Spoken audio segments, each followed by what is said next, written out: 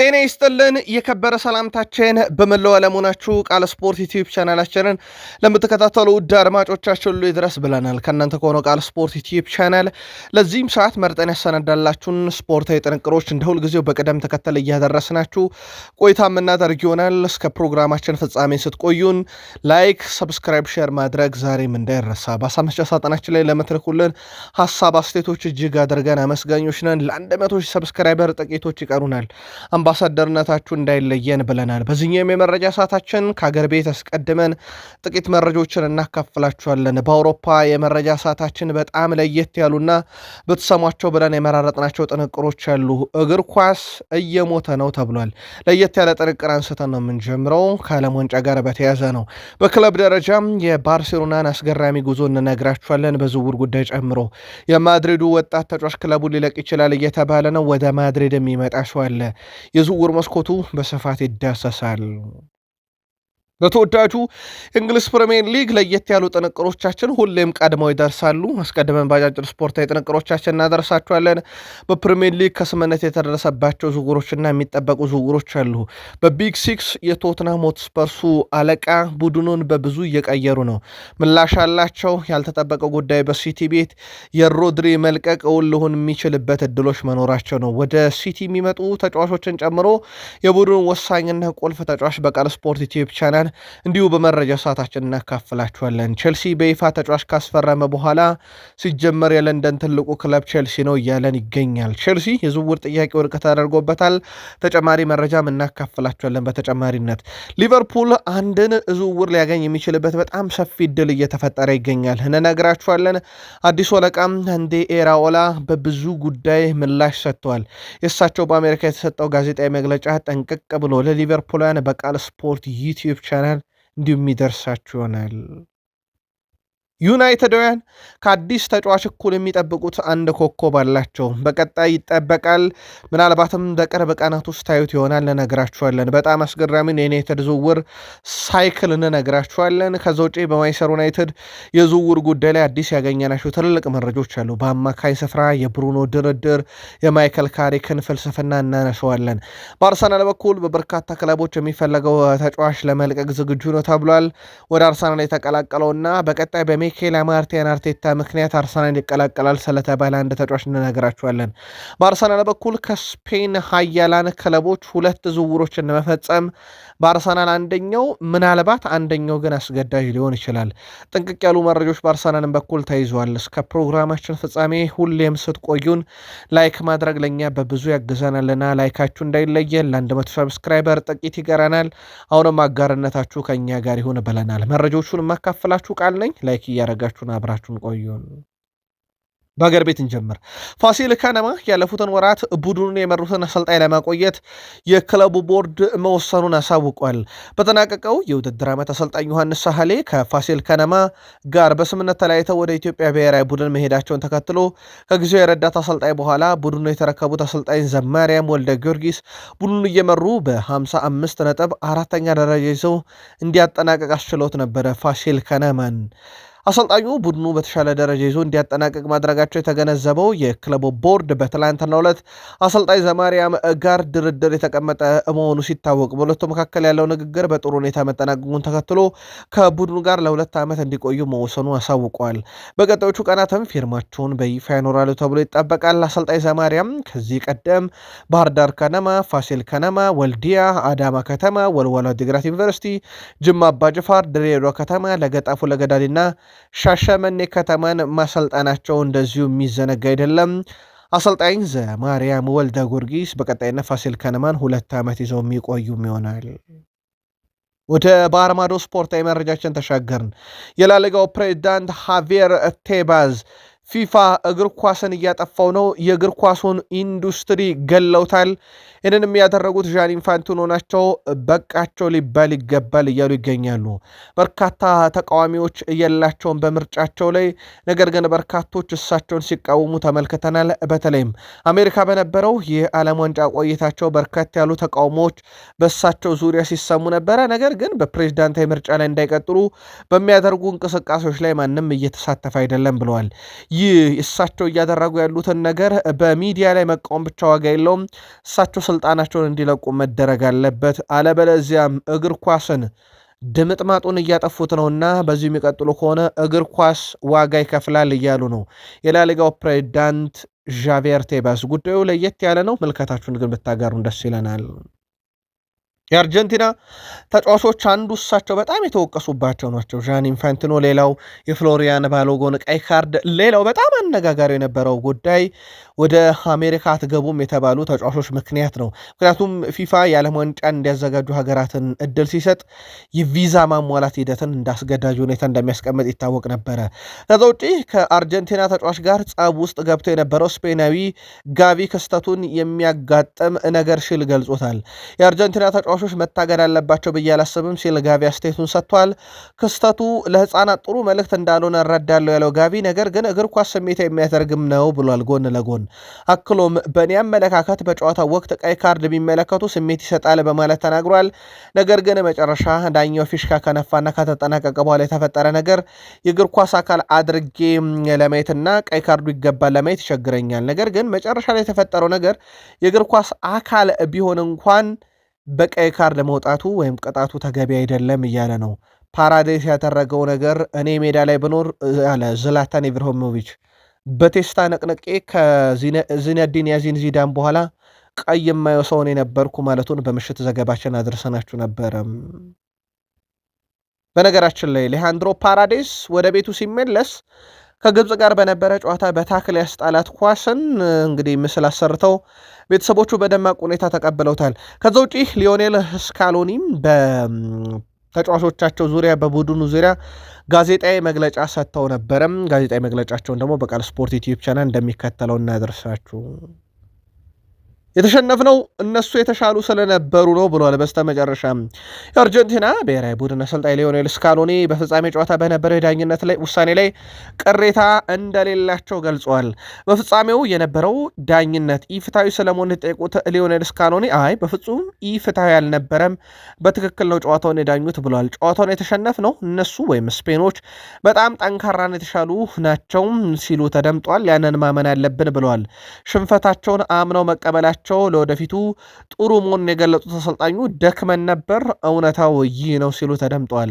በነገራችን ለውድ ቤተሰቦቻችን በጨዋታው መደበኛ 90 ደቂቃ አርጀንቲና አንድም ኢላማውን የጠበቀ ሙከራ ሳታረግ እንደወጣች፣ በስፔን በኩል ግን ከ11 በላይ ሙከሮች እንደተደረጉበት የሚዘነጋ አይደለምና በርካቶች እንግሊዝ ፍጻሜ መድረስ ነበረባት እያሉ ወደ መከራከሩም እንዲመለሱ ያደረገ የፍጻሜ አቋም ነበረ በአርጀንቲና በኩል እንዲሁ የተመለከት ነው።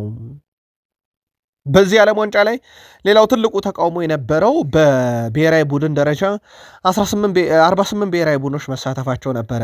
ከዚህ ጋር በተያያዘ ከቤን ስፖርት ጋር ቆይታ የነበራቸው የቀድሞ የአርሰናል አሰልጣኝ አርሰን ቬንገር ተቃውሞ አላቸው። እሳቸው ግን አርሰን ቬንገር 48 ቡድኖች በዓለም ዋንጫ መሳተፋቸውን እኔ በጣም አስፈላጊ ነገር አድርጌ ነው የምመለከተው። ምክንያቱም በርከት ያሉ ሀገራት በቂ ሁኔታ የመወከል እድል አልነበራቸውም። አሁን ግን በበርካታ ቁጥሮች እየተወከሉ ይገኛሉ ብሏል። በእርግጥ ቁጥሮቹ ጨምረዋል። አፍሪካ እንኳን በዚህ ዓለም ዋንጫ ላይ ከ10 ብሔራዊ ቡድኖችን አሳትፋ 9 ከምድብ አልፈውላት በጣም አነጋጋሪ ሀጉር ሆናም እንደነበረ አይዘነጋም። እነ ኬፕ ቨርዴም እነ ኩራሳኦም በዓለም ዋንጫ ላይ ይሳተፉ ዘንድ ምክንያት የሆናቸው የዚሁ የሀገራት ቁጥር መጨመሩ መሆኑን የሚዘነጋ አይደለምና አርሰን ቬንገር ይሄ ሊበረታታም ሊደገፍ የሚገባም የሚል አቋም አንጸባርቀዋል። የላሊጋው ፕሬዚዳንት ዣቪየር ቴባስ ዣን ኢንፋንቲኖ እግር ኳሱን እየገደሉ ነውና የባካችሁን ይህን ሰው በቃችሁ እንበላቸው፣ ከስልጣን እናስወግዳቸው ማለታቸው ይታወቃል።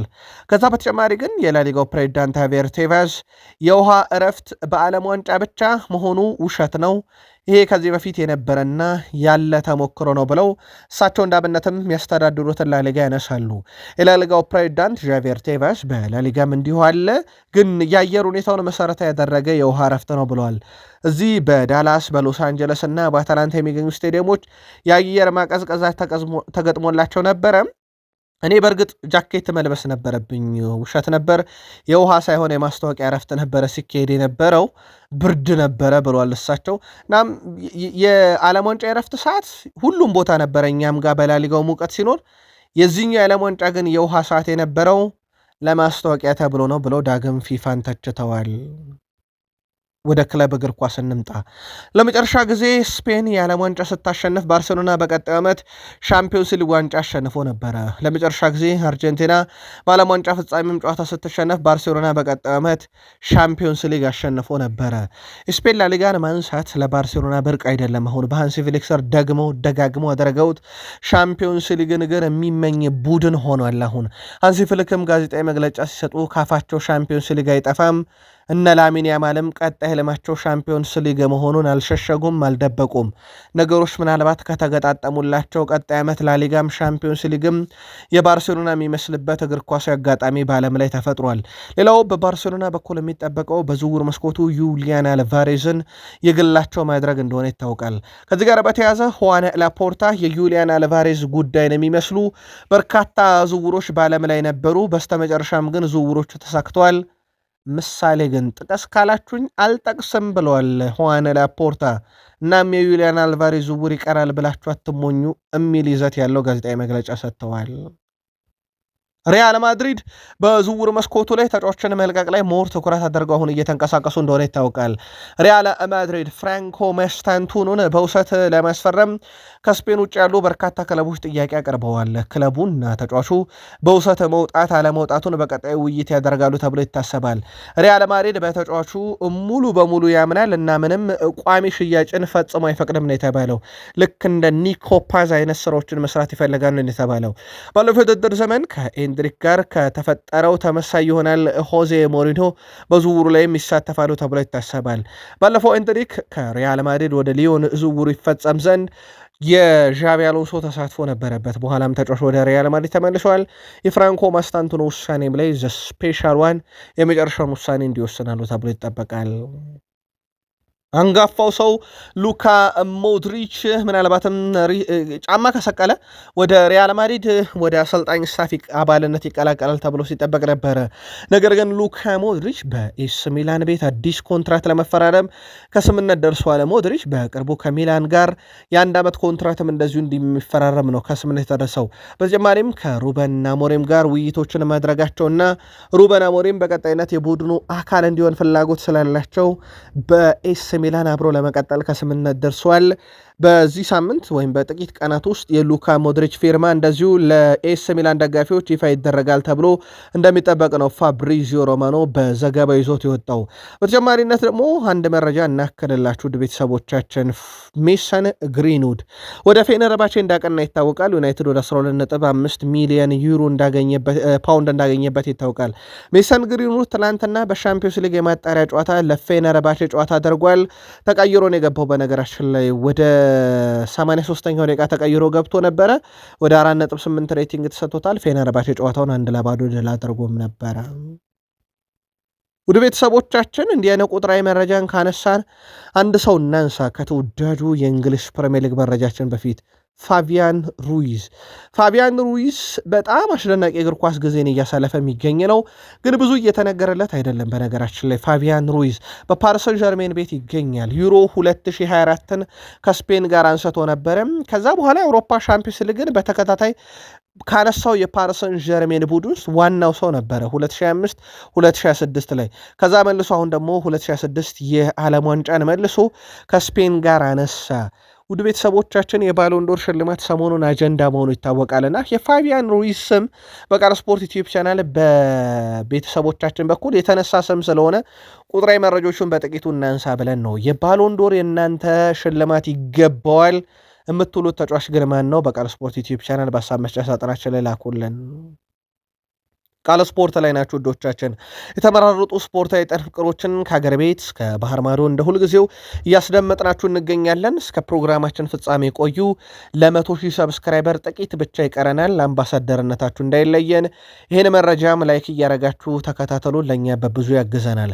ፕሪሚየር ሊጉን የምንጀምረው ተጨማሪ መረጃ በማድረስ ነው። ትላንት ምሽት የአንቶኒ ቴይለር የዳኝነት ሂደትን በተመለከተ የዩናይትድ እና የአርሰናል ደጋፊዎች ስቅቅ ይላሉ ብለን ነበረ።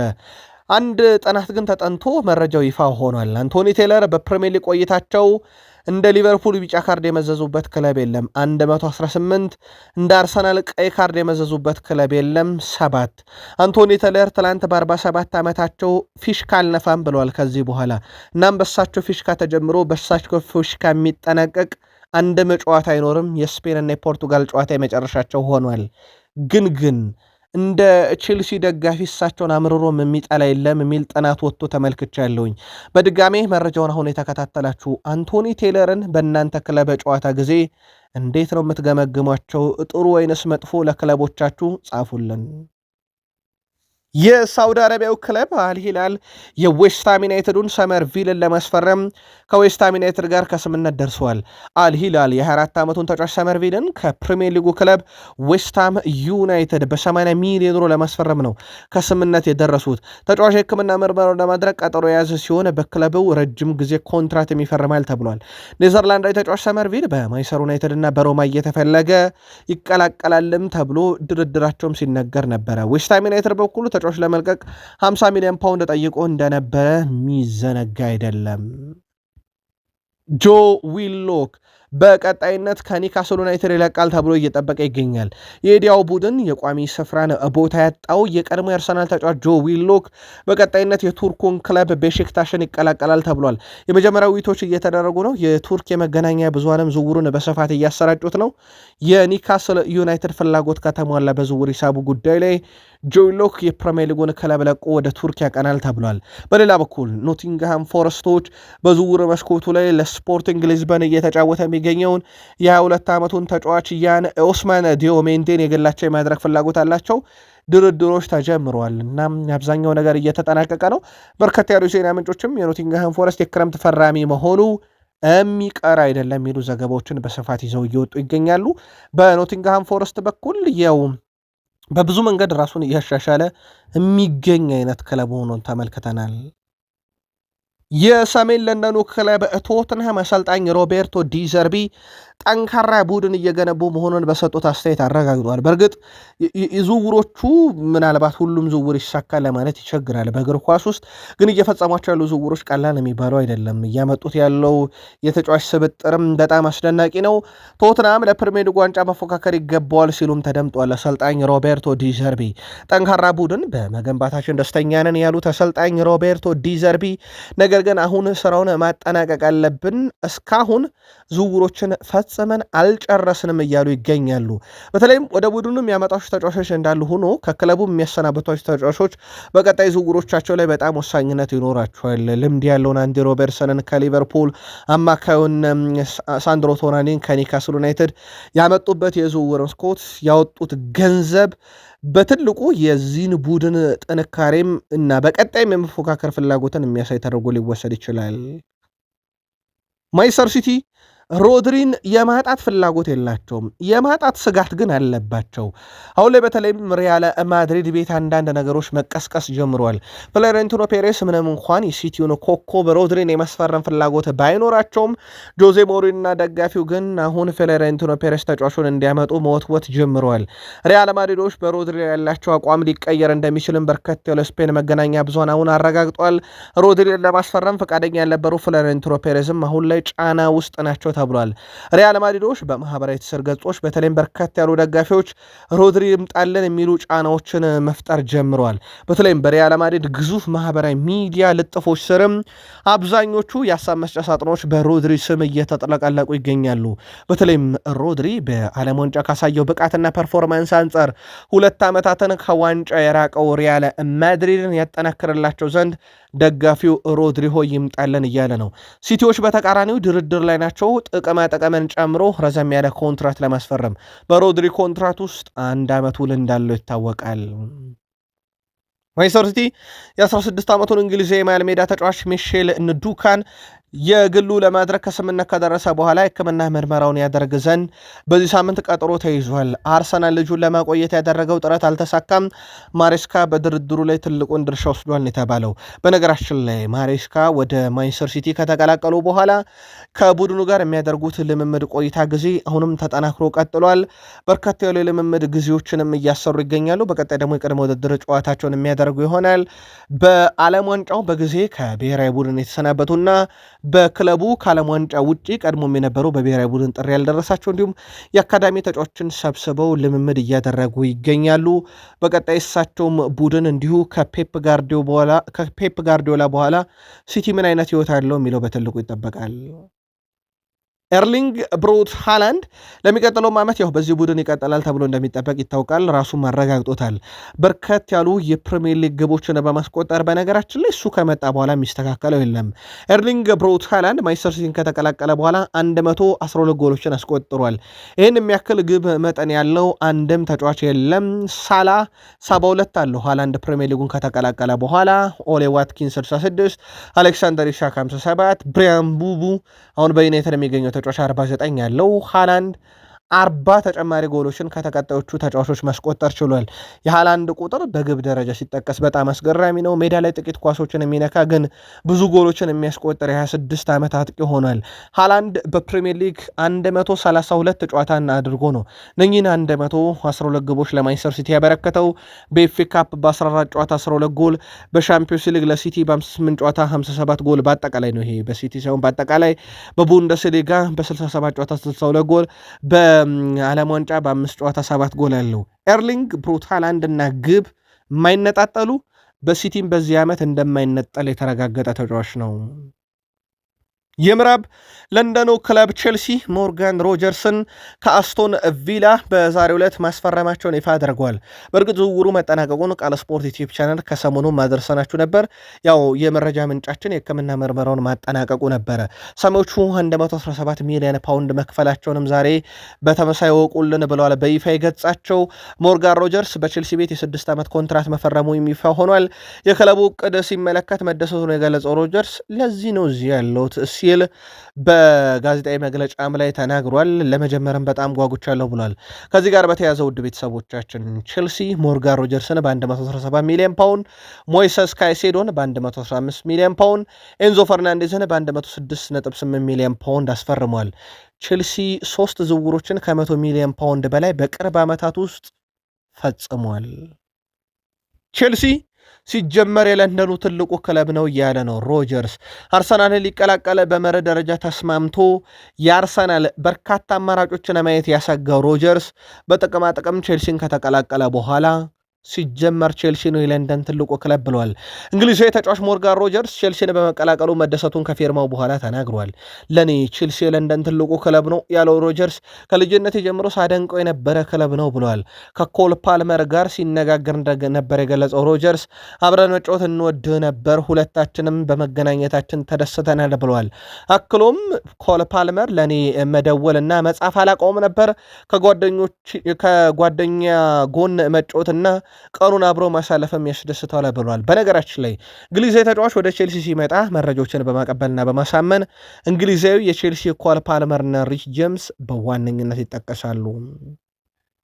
የምዕራብ ለንደኑ ክለብ ቼልሲ የአሌክስ ስኮትን ዝውውር ለመፈጸም ለበርንማውዝ ያቀረበው ጥያቄ ውድቅ ተደርጎበታል። ቼልሲ አቅርቦ የነበረው የዝውውር ሂሳብ 64 ሚሊዮን ፓውንድ የሚጠጋ ነበረ። በርንማውዝ እስከ 28 ውል ያለውን አሌክስ ስኮትን በክለቡ እንዲቆይ መፈለጉ ቅድሚያ የሚታወቅ አሊያም ደግሞ በጣም የተጋነነ ገንዘብ መፈለጉ አስቀድሞ ይታወቃል። የ2 ዓመቱ አማካኝ አሌክስ ስኮት በተጨማሪም በማንቸስተር ዩናይትድና በአርሰናል እንደሚፈለግ ይታወቃል። በዚህ ጉዳይ ላይም 2 አማካዮችን ማንቸስተር ዩናይትድ ካስፈረመ በኋላ አሌክስ ስኮትን ለማምጣት የሚያደርገው እቅድ አልተቋረጠም። አርሰናልና ቼልሲም የተጫዋቹ ሁኔታ አሁንም መከታተላቸውን ሲቀጥሉ፣ በትላንትናው ዕለት ግን ቢያንስ ከዩናይትድም ከአርሰናልም በተሻለ ቼልሲ ፋይ ጥያቄ ቢያንስ አቅርቧል። 64 ሚሊዮን ፓውንድ፣ የበርንማውዝ 85 ሚሊዮን ፓውንድ ነው ፍላጎታቸው ከተሸጠ። ዝውውሩ ድርድሩ ግን አሁንም ይቀጥላል ተብሏል። ሊቨርፑሎች ያን ዲዮሜንዲን መልሰው ማግኘት የሚችሉበት አማራጭ ተፈጥሯል። ውድ ቤተሰቦቻችን ቃል ስፖርት ላይ ናችሁ፣ ላይክ ማድረግ እንዳይረሳ። ሁላችሁም ላይክ አድርጋችሁን አብራችሁን ቆዩ። የያን ዲዮሜንዲ ወደ ሊቨርፑል መምጣት የተሻለ እድል የተፈጠረበት ዋና ምክንያት ፓሪስ ሰን ዠርሜኖች ተጫዋቹን ለማስፈረም ምንም አይነት ድርድር እያደረጉ አይደለም። ከአርቤ ሌይፕዚግ ጋር ቀጥተኛ ያልሆኑ ውይይቶችን አድርገዋል። ነገር ግን ያን ዲዮሜንዲ ለማምጣት የሚደረጉ ጥረቶች አሁን በጣም የተቀዛቀዙ ናቸው። ያን ዲዮሜንዲም በግል ጉዳይ በፍላጎት ደረጃ ፓሪስ ሰን ዠርሜን ይፈልግ እንጂ በግል ጉዳይ ድርድር አልተደረገም። ይህ ሁነት ታዲያ አጥብቀው የሚፈልጉት ሊቨርፑሎች ወደ ዝውውሩ ዳግም ለመመለስ እድል ይሰጣቸዋል ይላል የቴምቶክ ዘገባ። ፓሪስ ሰን ዠርሜኖች ትኩረታቸውን ወደ ሌሎች ነገሮች ሊያዞሩ ይችላሉም እየተባለ ነው። የበርንማውዙ የፊት መስመር ተጫዋች ኤል ጁኒየር ክሩፒን ጨምሮ በርካታ ያሉ አማራጮች በፓሪስ ሰን ዠርሜን በኩል እየታዩ ነው። ያ ደግሞ ያን ዲዮሜንዲ ወደ ሊቨርፑል ይመጣ ዘንድ አማራጭ ሊሆን ይችላል። በሊቨርፑል ደጋፊዎች ዘንድ ለሳላ ትክክለኛ ተተኪ በሚል ከያዟቸው ሚኬሎ ኦሊሴ በመቀጠል ያን ዲዮሜንዲ በትልቁ ስሙ ይነሳል። አንዲ ኢራኦላ ዣቪ አሎንሶ በተቀናቃኝነት እንደሚያሰለጥን ይታወቃል ቼልሲን እና ስለ ጉዳዩ ተጠይቀው ነበረ። ከ7 እና 9 ዓመታችን ጀምሮ በአንድ ቡድን ከዣቪ አሎንሶ ጋር አብረን እንጫወት ነበር። እናም በጣም ጥሩ ጓደኛዬ ነው። ፉክክር ከባድ ይሆናል። እሱና አርቴታ በጣም ጥሩ አሰልጣኞች ናቸው። እኛ በታላላቅ ክለቦች ኃላፊነት ላይ እንገኛለን ብለዋል። በነገራችን ላይ የሊቨርፑሉ አለቃ አንዲ ኢራኦላ፣ የአርሰናሉ አለቃ ሚኬል አርቴታና የቼልሲው አለቃ ዣቪ አሎንሶ ከልጅነት ጀምሮ አብረው ያደጉ መሆናቸው የሚዘነጋ አይደለም። ቀጣይ ዓመት እነኛ አብረው ያደጉ ሰዎች የተለያየ ቡድን ይዘው በተለያየ የፕሪሚየር ሊግ ጥንካሬ ውስጥ የሚገኙ ክለቦችን ይዘው ፍልሚያ ያደርጋሉና ምናልባት ማን ቀንቶት ዋንጫውን ይወስዳል፣ ማን ይቀነዋል፣ ማን የተሻለውን ደረጃ ይዞ ያጠናቅቃል የሚለው በትልቁ ይጠበቃል። አንዲ ኢራኦላ በጋዜጣዊ መግለጫ በርካታ ሀሳቦችን አንስተዋል። ለአብነት ያክል አንዲ ኢራኦላ ስለ አሌክሲስ ማካሊስተር ቆይታ ጠይቀው ነበረ። አሌክሲስ ማካሊስተር በዚህ ክለብ ውስጥ ባለፉት ዓመታት ከነበሩ ምርጥ ተጫዋቾች አንዱ ነው ብዬ አስባለሁ። የዓለም ዋንጫውንም ተመልከቱ። ሌሎችም ክለቦች ምርጥ ተጫዋቾች መፈለጋቸው የተለመደ ነው። ሌሎች ክለቦች ጥሩ ተጫዋቾች ይፈልጋሉ። እኔ ግን አዲስ ተጫዋች ለማስፈረም እፈልጋለሁ እንጂ ያሉንን ተጫዋች ለማጣት አልፈልግም። ስለዚህ ማካሊስተር ክለቡ እንዲለቅብኝ አልፈልግም ብለዋል። ስለ አዲስ ፈራሚዎችም ተጠይቀው ነበረ። ምን ያህል አዲስ ተጫዋች ለማስፈረም እንደሚያስፈልገን በትክክል መናገር ከባድ ነው። ሁልጊዜ ቡድኑ የበለጠ ለማሻሻል ንቁ መሆን አለብህ። የዝውውር ገበያውን እንመለከታለን፣ ግን ምን ያህል ተጫዋች ወደ ቡድኑ ይመጣሉ የሚለውን ገና አልወሰንም ብለዋል። አንዲ ኢራኦላ እንደ አሌክሳንደር ኢሳክ፣ ፍሎሪያን ቬርዝ እና ሪያን ግራቨንበርክም ያሉ ተጫዋቾች በሚቀጥለው ሳምንት የሊቨርፑል ስብስብን እንደሚቀላቀሉም እንዲሁ በጋዜጣዊ መግለጫቸው ላይ አረጋግጠዋል። እንደ ኢሳክ፣ ቨርዝ እና ግራቨንበርክ ቡድኑ ሲቀላቀሉም ጥሩ ጊዜን እናሳልፋለን ሲሉ ተደምጠዋል። አንዲ ኢራኦላ በተጨማሪነት አሊሰን ጋክፖ እና ቨርጅል ቫንዳይክ በሊቨርፑል የልምምድ ጊዜ እንግዲህ በቀጣይነት ወደ ሊቨርፑል ማዕከል ተመልሰን ስንለማመድ ይሳተፋሉ ሲሉ ተደምጠዋል። ከዛ ውጪ ስለ ጉዳት ከባድ ጉዳቶች ያጋጠሟቸው አንዳንድ ተጫዋቾች አሉ። ስለዚህ ሙሉ በሙሉ ለማገገም ጊዜ ይወስዳል። ባስቲሽ እና ኤንዶ ከቡድኑ ጋር ወደ ልምምድ ለመቀላቀል በጣም ተቃርበዋል። መጀመሪያ በከፊል ከቡድኑ ጋር ልምምድ ይጀምራሉ፣ ከዛ እየታየ ልምምድ የሚጀምሩ ይሆናሉም ሲሉ ተደምጠዋል። በዛው ግን አንድ የተነሳላቸው ጥያቄ የአሊሰን ቤከርም ቆይታ ጉዳይ ነው። አንዲ ኢራኦላ እንግዲህ ሲመልሱ አሁን ያለን ሁኔታ ስንመለከት አሊሰን፣ ጆርጅ ማማርዳሽቪሊ እና ፒችን የመሳሰሉ ግብ ጠባቂዎች አሉን። ግብ ጠባቂዎች ይመጣሉ ይሄዳሉ። ነገር ግን ቀድሞ እዚህ የነበሩ ግብ ጠባቂዎች የሚሰጡት መረጋጋትና እርግጠኝነት በጣም አስፈላጊ ነው። አሊሰን ልምድ ያለው ተጫዋች ነው። እናም አዲስ ፈራሚዎች ከቡድኑ ጋር እንዲላመዱ በእርግጥ ትልቅ እገዛ ያደርጋል። ለረጅም ጊዜ በዚህ ክለብ የነበሩ እንደ አሊሰን ያሉ ተጫዋቾች ለእኛ እንደ መመሪያና መሰረት ይሆኑናልና በክለቡ እንዲቆዩልን እንፈልጋለን ሲሉ ተደምጠዋል። አንዲ ኢራኦላ በቀጣይነት የቀይ መስመር ተመላላሽ ተከላካይን ለማስፈረም ፍላጎታቸውን ይፋ አድርገዋል። ሁሉም ነገር በኮነር ሁኔታ ላይ ይወሰናል ብለዋል። በኮነር ብራድሌይ ላይ ኮነር ብራድሌይ ጤናማ ከሆነ እሱን ሙሉ በሙሉ እናምነዋለን። እሱም የቀኝ መስመር ተከላካይ ነው። ስለዚህ አዲስ የቀኝ ተከላካይ ላይ ማስፈረም ጥያቄዎችን አንጠይቅም ኮነር ብራድሌይ ጤናማ ከሆነ ብለዋል። ያው ጀረሚ ፍሪፖንግ ዋነኛ ተጫዋች ሆኖ እንደሚቀጥል ሊቨርፑል ደጋፊዎች ይፋ አድርገዋል። ከዛ ውጭ ዶሚኒክ ሶቦስላይን በተመለከተ እኔ ከመጣው በኋላ የሰማሁት ከሁሉ የተሻለ ዜና እሱ አዲሱ ለማራዘሙ ነው። ያ በጣም ጥሩ የሚባል ዜና ነው። ወጣት ተጫዋቾች በብዙ ነገር እሱን መመልከትና ከሱ መማር ያለባቸው እሱ ለራሱ ምቾት እንዲሰማውና እስካሁን ያሳየውን አቋም እንዲቀጥል ደግሞ በተቻለ መጠን እኔ ማገዝ ይጠበቅብኛል ሲሉ ተደምጧል። አንዲ ኦ ኢራኦላ ወይም አንዶኒ ኢራኦላ ስለ ምክትል አምበልም በቀጣይ ሙሉ ቡድኑ ሲመለስ እንወስንበታለን ሲሉ ተደምጠዋል።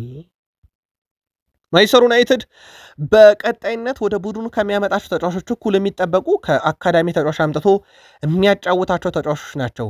ከዚህ ጋር በተያያዘ ውድ የቃል ስፖርት ዩቲዩብ ቻናል ቤተሰቦቻችንም የዩናይትድ ደጋፊዎች በሀሳብ መስጫ ሳጥናችን ላይ በተከታታይ አንድ የሚያነሱት ስም አለ፣ ጄጄ ጋብርኤል።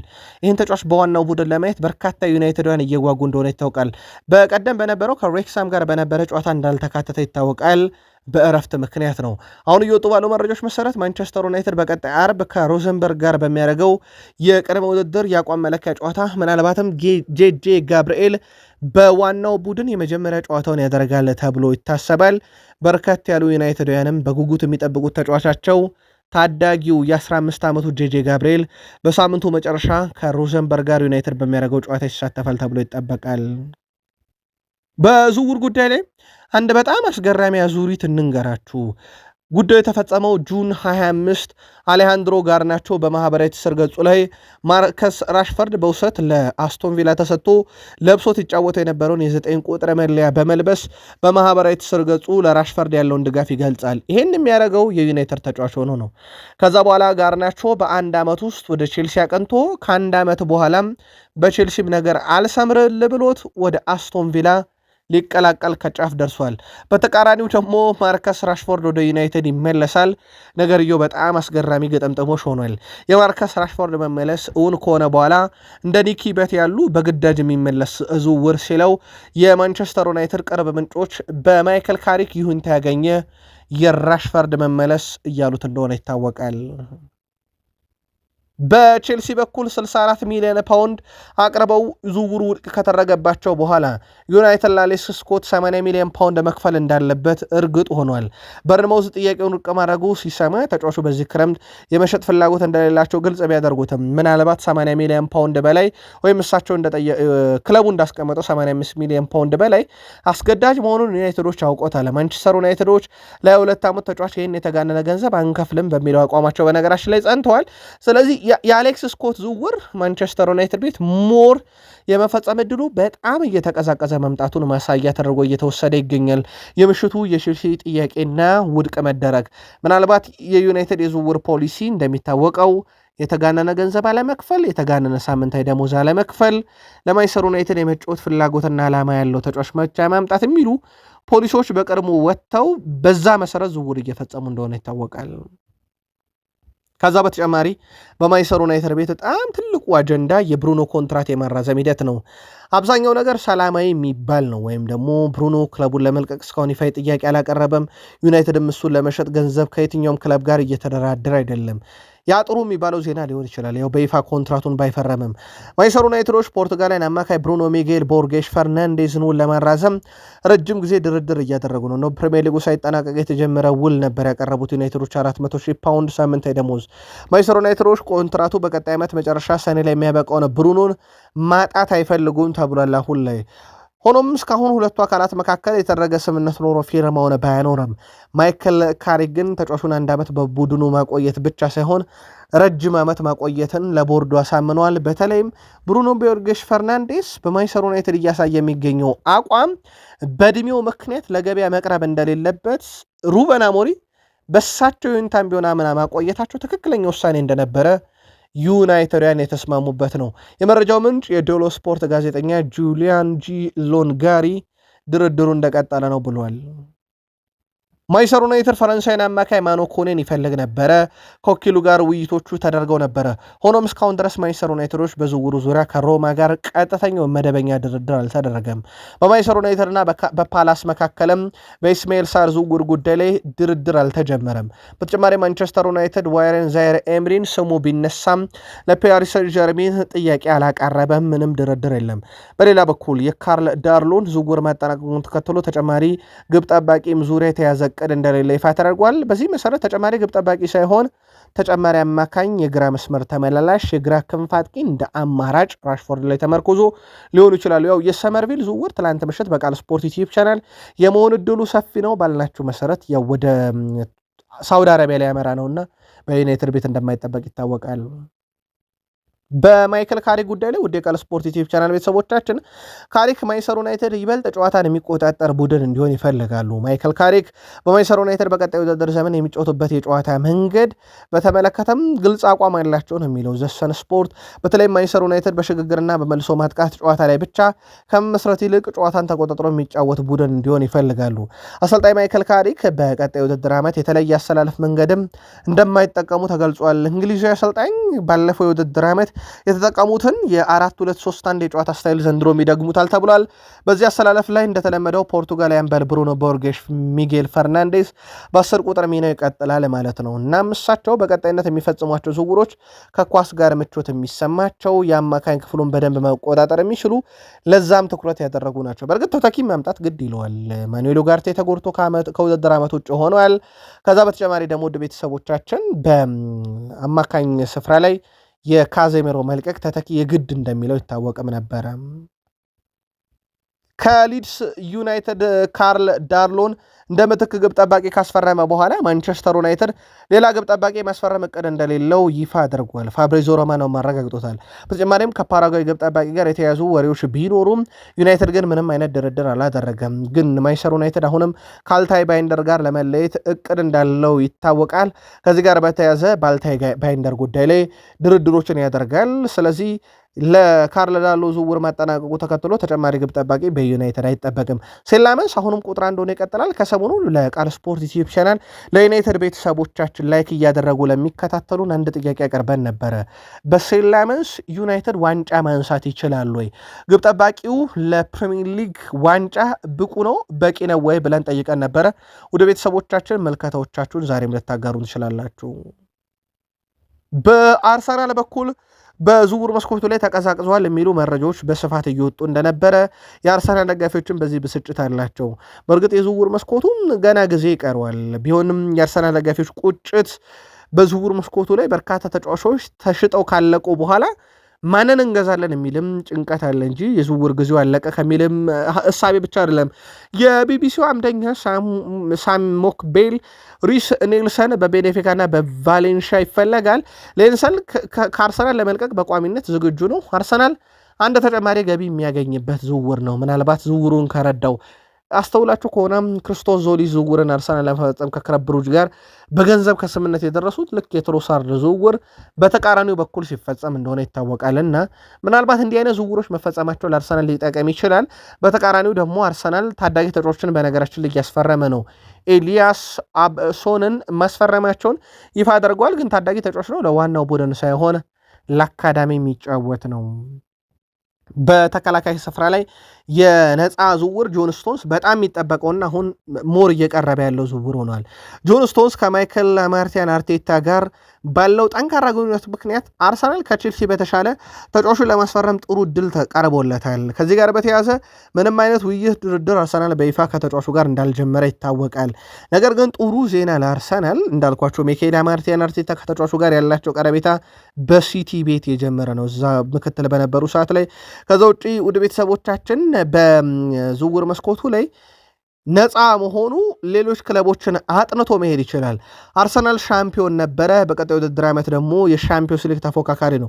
ከቼልሲ በተሻለ መንገድ ተጫዋቹን ለማሳመን በሚደረግ ጥረት ላይ አርሰናል አሁንም እድሎች ያሉትና ይህን እድል ይጠቀማል ተብሎ ይታሰባል። በነገራችን ላይ አርሰናል የሳሊባ ጉዳት የአጭር ጊዜ ሊሆን ይችላል በሚልም እንዲህ አይነት ዝውውሮችን ለመፈጸም እቅድ እንደነበረው አስቀድሞ ይታወቃልን። የስቶንስ ወደ አርሰናል መምጣት ምናልባት የጊዜ ጉዳይ ብቻ ሊሆንም ይችላል። መረጃው የስካይ ስፖርት ነው። አርሰናል ወደ አስገዳጅ አማራጮች ሊመለስ ይችላል። ለአብነት ያክል ሞርጋን ሮጀርስ የአርሰናል ቁጥር አንድ ኢላማ ነበረ። አርሰናል እያወቀ ነው ወደ ቼልሲ ሄደው፣ ይሄም ይታወቃል። አርሰናል ቤት የመጨረሻ ውሳኔያቸው ይሂድ በቃ የሚል መሆኑም በወቅቱ በጣም አነጋጋሪ ነበረ። ምክንያቱም ቼልሲ ሊከፍላቸው የተስማሙን 117 ሚሊዮን ፓውንድ እንደማይከፍሉ ካሳወቁ በኋላ ማለት ነው። አርሰናል በዚህ ምክንያት ቀድሞ የፈለጋቸው ወደ ነበሩ ሌሎች ተጫዋቾች ይመለሳል። እንደ ኒኮ ዊሊያምስ ያለው በዋነኝነት ይጠቀሳል። የ23 ዓመቱ የክንፍ አጥቂ በአርሰናል ዝርዝር ውስጥ ዳግም ተካቷል። ከሞርጋን ሮጀርስ እና ከብራድሊ ባርኮላ ውሰብሰብ ያለ የዝውውር ሂደት በኋላ ሞርጋን ሮጀርስ ወደ ቼልሲ፣ ብራድሊ ባርኮላ በጣም የተጋነነ ገንዘብ። ከዚህ ጋር በተያያዘ ግን ወደ ቤተሰቦቻችን አርሰናል ለዚህም ዝውውር ቢሆን ከ90 ሚሊዮን ዩሮ በላይ መክፈል ይጠበቅበታል። ተጫዋቹ በግሉ ወደ አርሰናል ለመሄድ ችግር ላይኖርበት ይችላል እየተባለ ወይም ወደ ፕሪሚየር ሊግ መሄድ ችግር ላይሆን ይችላልና አርሰናል ጠንካራ ያሉ ድርድሮችን ከፈጸመ ዝውውሩ ሊፈጸም የሚችልበት ሰፊ እድል አለ። በአንዳንድ የዜና ምንጮች አርሰናልና አትሌቲኮ ማድሪድ ተስማምተዋል። ዩሊያን አልቫሬዝ ወደ አርሰናል ሊመጣ የሚችልበት እድል አሁን ከተጫዋቹ ጋር በተያያዘ ብቻ ነው የሚሉ በተለያየ መንገድ እንግዲህ መረጃዎች እየወጡ ነበረ። መረጃውን ለቃል ስፖርት ዩቲዩብ ቻናል ለአርሰናል ደጋፊዎች ጥርት እናደርገው። በአርሰናልና በአትሌቲኮ ማድሪድ በኩል መደበኛ ቀጥተኛ ድርድር አልተካሄደም። ነገር ግን ቀጥተኛ ባልሆኑ ውይይቶች ውስጥ የተጫዋች የዝውውር አካል ሆኖ ወደ አትሌቲኮ ማድሪድ ገንዘብ ሲደመር በተለይም በዋነኝነት ቪክተር ዮኬሬሽን ስም ይነሳ ነበር። አርሰናል ገንዘብ ይጨምራል። ከዛ በኋላ ዩሊያን አልቫሬዝ ወደ አርሰናል ይመጣል። ቪክተር ዮኬሬስ ሲደመር ገንዘብ ወደ አትሌቲኮ ማድሪድ ይላካሉ ማለት ነው። ከዚህ ጋር በተያያዘ እንግዲህ በወቅታዊ ጉዳይ ላይ እየወጡ ባሉ መረጃዎች ተጫዋቹ በብቸኝነት አሁንም ባርሴሎናን ብቻ መፈለጉ በአርሰናልና በአትሌቲኮ ማድሪድ በኩል በቃል ደረጃ ወይም መደበኛ ያልሆኑ ንግግሮች እንዳያድጉ አድርጓቸዋል። ይሄ የተረጋገጠው ጉዳይ ነው። እስከዚህ ሰዓት ድረስ ውድ ቤተሰቦቻችን የባርሴሎና ፕሬዚዳንት ሁዋን ላፖርታ የዩሊያን አልቫሬዝ ወደ ባርሴሎና መምጣት የጊዜ ጉዳይ ብቻ ነው። እንዲህ አይነት ብዙ ስብስብ ዝውውሮች አሉ። ምሳሌ ያልነግራችሁም ግን የባርሴሎና ተጫዋች ነው እያሉ ነው እና ወደ አርሰናል የመምጣቱ ነገር አሁንም የባርሴሎናን የመጨረሻ ውሳኔ የሚጠብቅ ጉዳይ እንደሆነ በዚሁ አጋጣሚ ለአርሰናል ደጋፊዎች መረጃውን ለማካፈል እንወዳለን። በአርሰናል በኩል ብሩኖ ጊማሬሽ ላይ የእንግሊዝ ክለቦች ተፎካካሪ ሆነው መጥተውበታል። ቼልሲ ስኮትን፣ ሲቲ ቦአዲን ለማስፈረም በጣም ተሽሏል ከአርሰናል። ባርኮላ ብዙ ገንዘብ ተጠይቋል። ከሞርጋን ሮጀርስ የተለየ አይሆንም። የዩሊያን አልቫሬዝ ዝውውር ያው እንዳልኳችሁ ስብስብ ነው። የባርሴሎና ነገር ካልተሳካ ብቻ የሚታይ ያደርጋችሁ ያዙት። ኩሩፒ ክለቡ አልለቀውም ብሏል። ጉዳት እና እንግዲህ በዓለም ዋንጫ ላይ በርካታ ጨዋታዎችን መድረክ በአርሰናል ተጫዋች የታየ ነው። እንዲህ አይነት ነገሮች እነ አንድሪያ ቤርታና እነ ሚኬላ ማርቲያን አርቴታን በደጋፊው ዘንድ በጣም ቁጣ እየተቀሰቀሰባቸው ይገኛል። የቃል ስፖርት ዩቲዩብ ቻናል የአርሰናል ቤተሰቦችም በዝውውር እንቅስቃሴ በክለባቸው ደስተኛ አይደሉም። ምናልባት አርሰናል ከዚህ በፊት የፈጸማቸውን የዝውውር መስኮቶችም ወደኋላ መለስ ብለን ግን ለማየት ወደን ነበር። ውድ የአርሰናል ደጋፊዎች አርሰናል በርከት ያሉ ዝውውሮችን የፈጸማቸው ከጁላይ ወር በኋላ ነው። በብዛት ነው ውድ ቤተሰቦቻችን። አብዛኞቹ ጥራት ያላቸውም ዝውውሮች በአርሰናል የተፈጸሙት በነገራችን ላይ ከጁላይ በኋላም አብዛኞቹ በኦገስት አካባቢ ነው። ከዚህ ጋር በተያያዘ ውድ የቃል ስፖርት ዩቲዩብ ቻናል የአርሰናል ቤተሰቦች ካለፈው የአርሰናል የዝውውር ፖሊሲና አብዛኛውን ከጁላይ ወር በኋላ ተጫዋቾችን ከማስፈረም ፖሊሲ አንጻር ዘንድሮ በክለባችሁ ላይ ያላችሁ መተማመን እንዴት ያለ ነው? መልከታችሁን ጻፉልን። ቃል ስፖርት ዩቲዩብ ቻናልን ግን ላይክ ሳታደርጉ እንዳትወጡ። ሀሳብ አስተያየታችሁን ስለምታጋሩን አመስጋኞች ነን። ጥቂት ደቂቃዎችን ቆይተን ተመልሰን እንመጣለን። ሰናይ ቀን